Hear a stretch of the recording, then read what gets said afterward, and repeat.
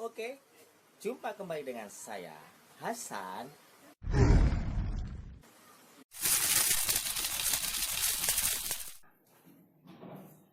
Oke guys, hari ini kerjaannya water heater Paloma diganti dengan storage water heater yang 30 liter. Oke, kita ditemani oleh Oke,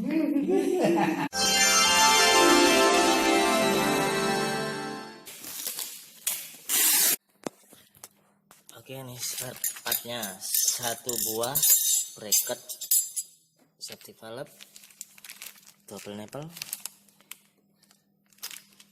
Apa itu jenenge? Lali freezer.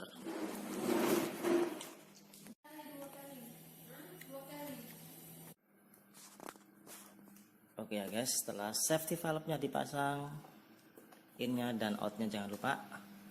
Sekarang kita tinggal ke. Oke ya guys, setelah kita tandai untuk connectornya, lalu kita bor ini ya guys. Nah, oke, sekarang kita bor. Oke guys, sudah terpasang. Sekarang kita tinggal cari colokan listriknya. Oke ya guys, kita buat saluran untuk listriknya, kita cari di atas.